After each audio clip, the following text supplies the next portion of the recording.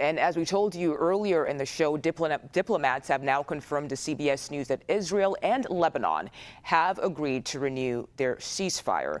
I want to bring in the host of the School of War podcast and CBS News national security analyst, Aaron MacLean. Aaron, thank you for your time today. The big question here is, do you think the renewed ceasefire will actually hold?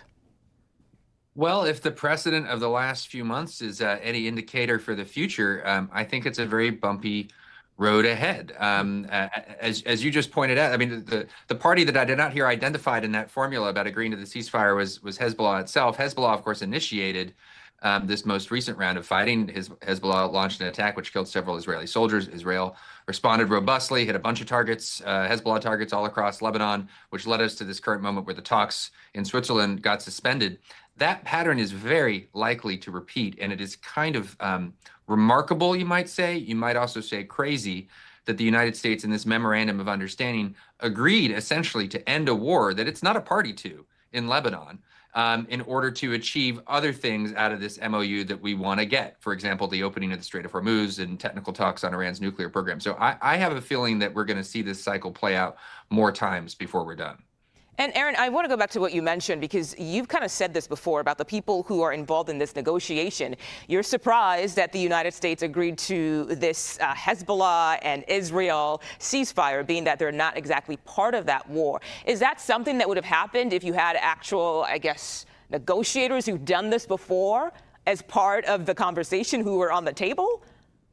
Well, look, what I think it really speaks to is the administration's desperation for some kind of deal. The administration really badly wanted this memorandum of understanding, and it's clearly an Iranian demand that Lebanon be included, ceasefire in Lebanon, end of hostilities in Lebanon be included in this MOU as a condition for everything else. Why did Iran demand that it be included? Because it's trying to preserve the existence of Hezbollah, its proxy, which is under tremendous pressure from Israel. It's trying to get Israel ejected from southern Lebanon, where Israel is operating right now because of the threat for Hezbollah. In other words, Iran is pursuing its strategic goals through what it's demanding in this MOU, and we've signed the document. We've accepted those strategic goals. So now the administration has to decide essentially whether it wants to be an agent of Iranian strategy in Lebanon. It's a truly remarkable situation we find ourselves in.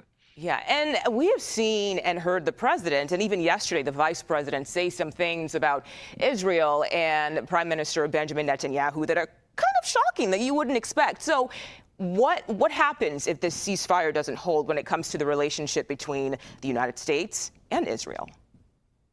Again, I predict a bumpy road ahead. Israel has local regional security concerns that it feels passionately about. If it were to withdraw from southern Lebanon, the expectation is that Hezbollah would once again be directly on that border with northern Israel, lobbing shots at civilian targets in Israel once again, which, by the way, it does from further away now. It would do it more effectively if it were back on the border. So Israel has a vested interest there that is very strong. And for which it is not easy for any Israeli leader, certainly not Netanyahu, but any Israeli leader to simply back away from. And that's in tension with the American interest to get some sort of peace in the region and get traffic flowing through the Strait of Hormuz again. Those two things are on a collision course. Okay, we'll see what comes next. I know you'll be watching this for us too, Aaron MacLean. Thank you so much for your time.